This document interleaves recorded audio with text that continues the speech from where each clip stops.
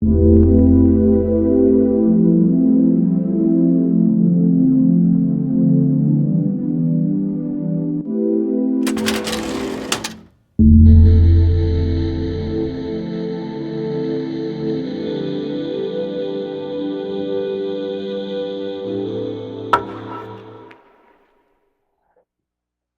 mencionábamos, vamos a revisar el artículo que hace una correlación neuroanatómica entre los pacientes, entre las familias de alto y bajo riesgo.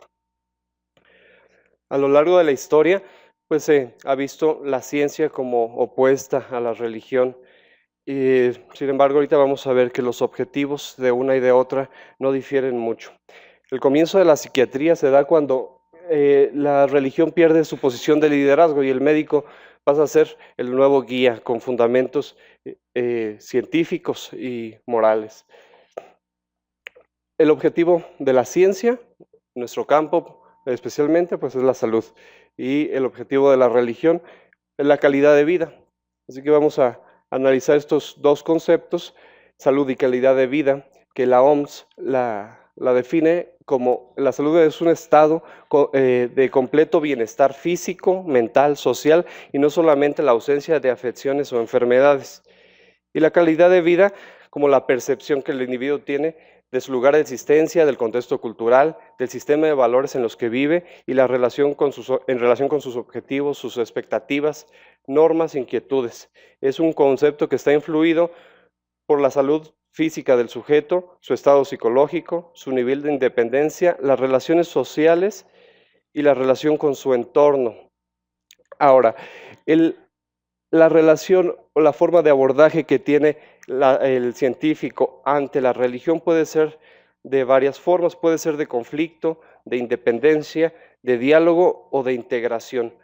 Cuando es de conflicto o de independencia, pues se tiende a sesgar este conocimiento, se enfoca a sistematizarlo a través de un método objetivo establecido según el interés particular del estudio, dejando al lado los factores subjetivos como las creencias filosóficas, religiosas, con el fin de tener una comprensión verdadera acerca de los fenómenos naturales y sociales que conforman el mundo. Sin embargo, Augusto Comte, a pesar de ser un positivista, mencionaba que los problemas complejos obstaculizan su planteamiento y su identificación eh, cuando se estudian por parcialidades nada más. Eso impide acercarse a la verdad y no se puede clarificar el conjunto de relaciones significativas de las variables que pueden llegar a conformar una complejidad. Así tenemos que el todo no se puede explicar nada más por la mera anexión de sus partes, sino por la interrelación que se tiene entre ellas. Entonces, la ciencia y la religión deben de estar unidas en contra de algo que sí no beneficia al ser humano, que es la superstición y el sinsentido. Ahora ya, analizando lo que es la religión, etimológicamente proviene de la palabra en latín religio, de un prefijo rem, que es intensidad, del verbo ligare, que es unir, y el sufijo ion, que es potencia o efecto. Entonces, literalmente lo podemos traducir como acción y efecto de unir fuertemente. Pero queda una duda, si esta unión fuerte es con Dios o inclusive consigo mismo. La Real Academia de la Lengua Española la define como conjunto de creencias o dogmas acerca de la divinidad, de sentimientos de veneración, normas morales para la conducta individual y social. La religión se ha abordado desde muchos aspectos, desde la sociología, que estudia la interrelación de la sociedad y las formas de interacción entre ellas, la filosofía, que estudia de manera crítica y sistemática el verdadero valor de la experiencia religiosa en la persona, pone su fundamento ontológico y justifica racionalmente esa posición de la persona para ser religiosa. La antropología, que estudia el origen, desarrollo y evolución de los fenómenos religiosos en cada persona, y pues la psicología de la religión, que es la rama de la psicología que aplicada a la ciencia, que estudia y que abarca las manifestaciones psicológicas vinculadas a la práctica religiosa. Su centro de estudio son las creencias, actividades, experiencias desde el punto de vista de la conducta. Así pues, tenemos que las emociones y las experiencias religiosas guían o sesgan la conducta o la toma racional de decisiones. A lo largo de la historia, pues hemos visto las dos vertientes, tanto cosas atroces como también cosas maravillosas de ambas. Sin embargo, quien toma la decisión es el individuo, no la religión es quien aboca a uno o a otro. El cuerpo, la persona, las emociones tienen una función clave en la forma como pensamos y en la toma racional de decisiones, mediante las señales intuitivas y los marcadores somáticos que mencionaba Damasio. Es como el ser humano tiene esa capacidad de saber qué es lo que le beneficia o qué no. Una de las fines de la religión es llegar a la espiritualidad, que es el principio vital de todo ser viviente. Lo definía Aristóteles como aquello, sea lo que fuere, en virtud de lo cual, y en último término, vivimos, sentimos, nos movemos y entendemos.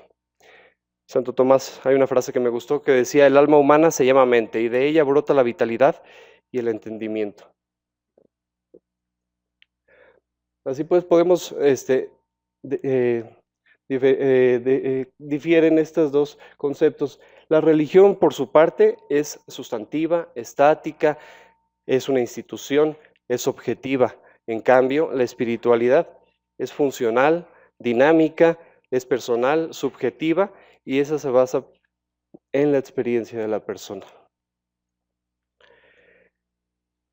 La espiritualidad y la psiquiatría.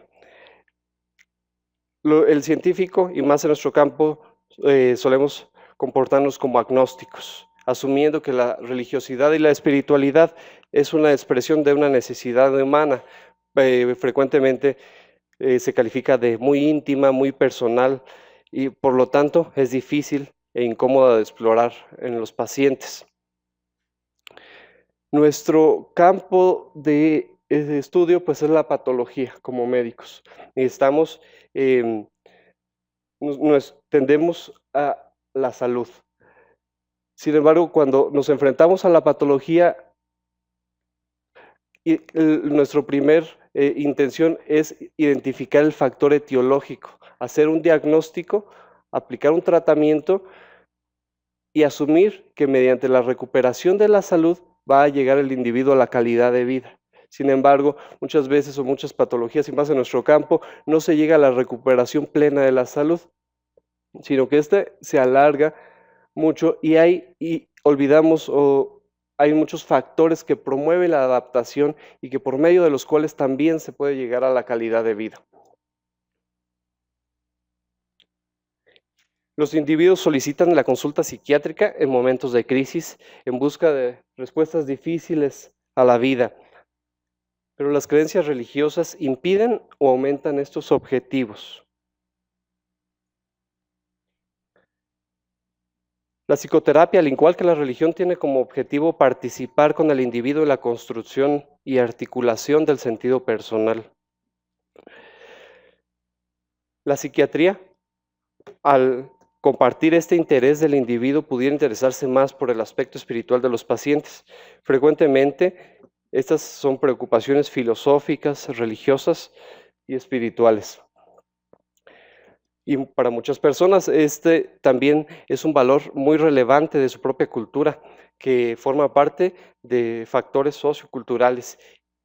Por lo tanto, tienen una función clave tanto en la etiopatogenia, la manifestación, el curso, la prevención, inclusive en la rehabilitación de muchos trastornos mentales. Decía Julio Cortázar, la cultura es el ejercicio profundo de la identidad. Entonces, una parte importante es esa identidad, la cultura y la importancia que le da el paciente, que es nuestro campo de estudio. Así pues, tenemos que el impacto que ejerce la religión y la espiritualidad sobre la conducta humana, pues es muy importante. Pero esa influencia puede ser tanto positiva como negativa. Ahorita adelante vamos a analizar en ciertas situaciones, en ciertas patologías que puede ayudar o que puede influenciar negativamente. La religiosidad y la espiritualidad se relacionan con mejoría. Por ejemplo, Koerning en el 2009 reportó menor gravedad y menor incidencia de depresión, así como recuperación más rápida y menor episodios graves y menor ansiedad. Joffe en el 2007 reportó un mejor afrontamiento de duelo. Sporret en el 2010 reportó menores tasas de suicidio. Aquí en este estudio los pacientes reportaban que se sentían castigados por la religión si realizaban ese suicidio, a pesar de que es un afrontamiento negativo, pues es un factor protector contra el suicidio. Ellison en el 91 reportó mayor bienestar subjetivo y Kendall en el 2003 reportó menor consumo de drogas. Inclusive pues ha sido muchas en grupos de adicciones, también es un abordaje importante. De los estudios que han reportado empeoramiento asociado a la religiosidad, pues uno de ellos es López en el 2008, refirió que había un empeoramiento del trastorno obsesivo compulsivo en pacientes con altos grados de religiosidad y espiritualidad, ya que hasta el 30% de estos pacientes tenían imágenes o ideas relacionadas con la religión. Harrison en el 2001 reportó relación entre la religiosidad intrínseca y mayor ansiedad. Él describía que estos pacientes percibían a la religión como punitiva, como estricta. Esto también pues relacionó con el siguiente estudio que mencioné de Francis en el 2003, con peor adaptación a la enfermedad, porque tenían menos apego al tratamiento y también con sentimientos de culpa, lo cual fue referido por Coronel en el 2001. El último que está referido aquí, la atrofia hipocampal en pacientes que reportaron un cambio en el estilo de vida, se me hizo un estudio muy interesante, porque en fue por perfusión cerebral y la intervención o lo que les preguntaron a los pacientes era si la religión o la espiritualidad había hecho en ellos un cambio en el estilo de vida. Los que reportaron que sí, mostraron mayor atrofia hipocampal. En la conclusión, los autores mencionaron que los pacientes que percibían a la religión como algo punitivo, como algo estricto, pues aumentaba los niveles de ansiedad, por lo tanto, por los niveles de cortisol, y explicaba todo esto de la atrofia hipocampal, pero secundaria al grado de ansiedad que les provocaba. Entonces no hacían un afrontamiento positivo a la religión, sino un afrontamiento negativo. Otra de las variables que se estudia en este artículo, pues, son los endofenotipos. Los endofenotipos son alteraciones en las funciones bioquímicas, fisiológicas, neuroanatómicas y cognitivas que se relacionan con factores genéticos y ambientales. En conjunto muestran procesos que subyacen a la enfermedad y que se manifiestan cuando hay vulnerabilidad. Inclusive su presencia indica un riesgo aumentado de manifestar la enfermedad. Hay 5 características que debe de cumplir para considerarse un endofenotipo. Uno es que debe de ser heredable. Otro es que se asocie con la patología en la población general. Otra es que sea independiente del estado de enfermedad, puede el sujeto estar o no enfermo, ser portador del endofenotipo. Otro es que es un marcador de rasgo estable y se manifiesta en familiares, inclusive en familiares asociados con mayor frecuencia que la población general. Ahora, los endofenotipos en el trastorno depresivo se han descrito. Uno de ellos fue Peterson, en el que hizo un seguimiento de 131 pacientes, en los que describió como G1 a los pacientes de bajo riesgo, que eran los que no tenían antecedentes familiares de depresión. En estos, aunque tuvieran episodios depresivos, llegaban a ser moderados, graves, aunque fueran recurrentes, si no tenían familiares con depresión, eran de bajo riesgo. Los hijos de la primera generación mostraron 3 a 5 veces más riesgo de desarrollar depresión, era de mayor gravedad. Los hijos de la segunda generación mostraron que los episodios depresivos se manifestaban a edades más tempranas, tenían más episodios de recurrencia, eran más graves, inclusive observó resistencia al tratamiento. En esta tablita de abajo vemos que los de bajo riesgo tuvieron episodios depresivos graves un 23% y los de alto riesgo 56%, pues casi el doble, igual de los trastornos de ansiedad, fueron marcadamente más frecuentes en los pacientes de alto riesgo. Ahora, las alteraciones asociadas a endofenotipos para la depresión, como mencionábamos en los criterios que debe cumplir para que fueran endofenotipos, vemos que están presentes en individuos afectados y no afectados con que pertenezcan al alto riesgo familiar. Se establecen en edades tempranas y fueron observados inclusive en niños. Antes se creía que este proceso podría ser, una hipótesis era que era degenerativo. Sin embargo, al observarlo en niños, pues ya consideraron la hipótesis de que pudiera ser también del neurodesarrollo. Las alteraciones en imágenes cerebrales se observaron adelgazamiento cortical de la cara lateral del hemisferio derecho, adelgazamiento de la cara medial del hemisferio izquierdo, engrosamiento de la corteza del cíngulo y engrosamiento de la corteza orbitofrontal. Esto sin intervención, ahorita nada más de los puros rasgos del endofenotipo para depresión.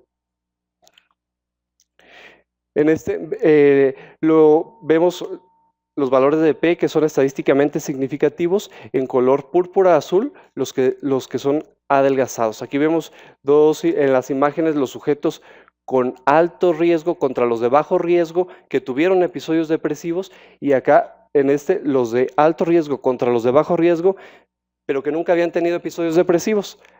A pesar de eso, vemos imágenes muy similares.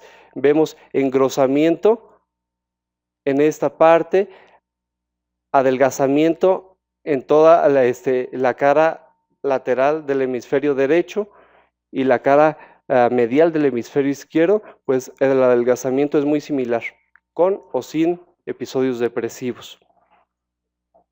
En cuanto a la sustancia blanca, también hay alteraciones. Aquí vemos disminución del volumen en la sustancia del lóbulo frontal y parietal de ambos hemisferios, de la corona radiada superior, de los pedúnculos cerebrales y de la cápsula interna. Como hay alteraciones del lóbulo frontal y parietal, ambos se conectan por el fascículo longitudinal superior, que es también uno de los hallazgos que encontraron en estos pacientes, el cual también hay disminución de la conectividad de estos dos hemisferios. Ahora, este estudio es el primero del seguimiento que hicieron a los pacientes de los pacientes en cuestión. Este estudio fue en el 96, en el cual estudiaron la religión, fue un seguimiento de 10 años, y el objetivo fue la religión materna como un factor protector para la recurrencia de episodios depresivos en madres y en sus descendientes. Tomaron a 60 madres y a 150 hijos, los siguieron durante 10 años, y también de intervención les preguntaron qué tan importante es para usted la religión o la espiritualidad y con qué frecuencia acude a los servicios religiosos. La depresión o los síntomas psiquiátricos los evaluaron mediante la escala de Salz y la de Key-Salz para los niños. Los resultados es que no hubo diferencias entre las variables demográficas. Sin embargo, las madres que reportaron tener alta importancia a la espiritualidad y a la religión tuvieron un 81% menos probabilidades de episodios depresivos que las que describieron que no era para ellas importante. La asistencia a los servicios religiosos no mostró diferencias, tampoco mostró diferencias la práctica de la religión o la importancia que daba la madre como protección para los episodios depresivos en sus descendientes. En ese mismo seguimiento, y ya en otro estudio, valoraron a los sujetos de alto y bajo riesgo familiar. En este se hizo la evaluación al año 10 y al año 20, con alto y con bajo riesgo. Ese es el número de sujetos que participaron y vieron que aquí de los datos que son significativos es que los de alto riesgo tenían un 49% de episodios depresivos y los de bajo riesgo 24%. Entonces vemos claramente que los de alto riesgo tienen más episodios, igual en T20. En este también evaluaron la importancia de la religiosidad. Los que tenían alto riesgo familiar con baja importancia se siguieron deprimiendo a la misma recurrencia que se había observado, y los que reportaron alta importancia, solamente un 9% tuvo episodios depresivos recurrentes. Así pues, los autores del presente pues toman todos estos antecedentes, tanto de los endofenotipos y el riesgo de depresión, como la influencia de la religiosidad, la importancia que daba cada persona para la religiosidad de la espiritualidad y el volumen cortical para realizar este estudio, que fue publicado en febrero del 2014 en la revista JAMA, con un factor de impacto de 12.008. Fue un estudio retrospectivo de corte longitudinal, sin embargo, la evaluación de las imágenes se hizo de forma transversal. La hipótesis fue que los adultos que reportaron mayor importancia a la religión y espiritualidad podían tener cortezas cerebrales de mayor grosor que los adultos que reportaban baja o moderada importancia. Por lo tanto, el objetivo fue determinar si los adultos de alto riesgo que reportaron alta importancia personal hacia la religión o la espiritualidad tenían cortezas más gruesas que los que reportaron importancia baja o moderada hacia la religión o espiritualidad, y si este efecto se relacionó en factor del estado de riesgo familiar. Realizaron imágenes por resonancia magnética en T25 utilizando un resonador de 1.5 teslas. Seleccionaron una plantilla de un sujeto control sano y en base a ese tomaron las imágenes cerebrales de toda la muestra e hicieron la medición de las distancias entre los puntos correspondientes de la corteza. Midieron las variables clínicas y demográficas como edad. Habíamos visto que era un rango amplio de 18 a 54 años. El sexo, la educación, el ingreso económico, el estado marital. En cuanto a las características clínicas, fueron los episodios depresivos, el número de episodios y si tenían o no importancia a la religión, la frecuencia con la que acudían a los servicios religiosos y la denominación religiosa. Si eran católicos, protestantes, judíos, si no tenían religión o si eran agnósticos o ateos. De las variables clínicas y sociodemográficas, lo único que mostró estadísticamente diferencias fue, pues obviamente, los episodios depresivos a lo largo del tiempo, porque también los separaron como sujetos de alto y de bajo riesgo. También los agruparon en cuanto a la importancia dada perdón. Creo que me brinqué una diapositiva, perdón. Otra de las evaluaciones que hicieron fue la espiritualidad y la religiosidad evaluada al año 20 y al año 25. Se evaluó mediante 3 preguntas. Una fue, como habíamos dicho, ¿qué tan importante es para usted la espiritualidad y la religiosidad? Con una escala de 1, nada importante, o 4, muy importante. La segunda pregunta es, ¿qué tan frecuente acude a la iglesia o a los servicios religiosos, sea cual fuera su religión? También de nunca, 1 o 4 una vez por semana. La tercera pregunta pues fue abierta, nada más como describiría sus creencias religiosas y si pertenece a algún grupo, pero esto no es importante para el estudio actual. Ahora sí, ya con lo que íbamos, en base a esto agruparon en cuanto a la importancia dada, 3, los que eran estables, pero que habían dicho que sí era importante al año 20 y al año 25 los clasificaron como estables, los que tenían estables altos o estables bajos, y los inestables que en algún momento del estudio dijeron que era importante. En cuanto a la frecuencia con la que acudían a los servicios religiosos, también los clasificaron en 3 grupos, estables altos, estables bajos e inestables. De estas variables, la única que fue estadísticamente significativa fue que los sujetos con bajo riesgo en T25 acudían con más frecuencia que los de bajo riesgo. Los resultados. Los participantes que informaron mayor importancia en T25, independientemente del riesgo familiar, mostraron cortezas cerebrales más gruesas en la región parietal y occipital izquierda y derecha. En esta escala vemos en una escala de rojos y amarillos el engrosamiento cortical, que fue estadísticamente significativo en parietal, en la cuña y en la precuña. Los adultos que reportaron alta estabilidad en la importancia espiritual y religiosa tuvieron cortezas cerebrales más gruesas en las mismas regiones, independientemente del riesgo familiar, mostrando asociación directa entre la estabilidad de la importancia sostenida en más de 5 años y el espesor cortical. Aquí vemos que como ya habíamos dicho, que los separaron en 3 grupos, los estables y los inestables. Los estables tenían engrosamientos más marcados en las mismas regiones. Los inestables, a pesar de sí tener diferencias en estas regiones, era más marcado en los que tenían estabilidad durante los 5 años.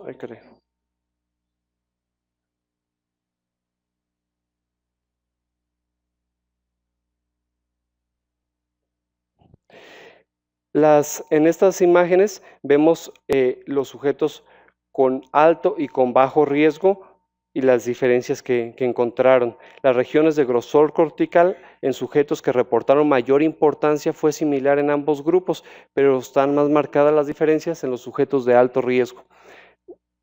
En esta región vemos mayor engrosamiento y también, como habíamos visto en los antecedentes del endofenotipo, que hay un engrosamiento en la corteza del cíngulo. Entonces esto se asocia ya con los cambios de rasgo y con los cambios que tuvieron secundario a esta intervención. A esta evaluación de las preguntas.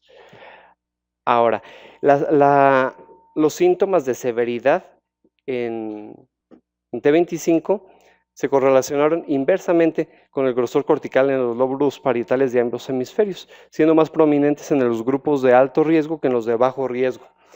En estos vemos el grosor cortical en milímetros en una escala de rojos y disminución del volumen en rosas. Esos son sujetos de alto riesgo que tenían menor engrosamiento y se relacionó con mayor gravedad de los síntomas depresivos. Sujetos de bajo riesgo con mayor engrosamiento cortical, lo que sugiere que el grosor cortical en estas regiones proporciona cierta protección contra la severidad de los síntomas depresivos. La conclusión, que los hallazgos encontrados indican que la alta importancia dada por las personas a la religión o a la espiritualidad se asoció con cortezas cerebrales más gruesas en el lóbulo parietal y occipital, especialmente donde se había encontrado adelgazamiento cortical en pacientes con endofenotipos presentes para depresión. La asistencia frecuente a los servicios religiosos se asoció con una alta importancia que daba la persona a la espiritualidad. Sin embargo, pues eso no es estadísticamente significativo, porque pues los que daban más importancia solían acudir con más frecuencia a los servicios.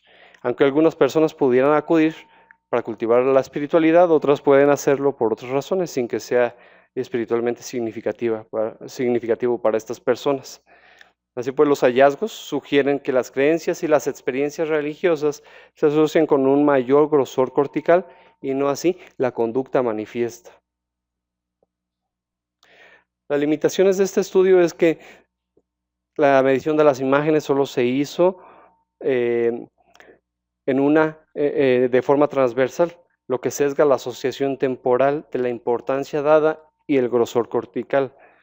Por lo tanto, no se puede determinar si la alta importancia dada a la religión o espiritualidad altera el espesor cortical o si los individuos que tienen una corteza más gruesa son atraídos con más frecuencia hacia la práctica espiritual o religiosa.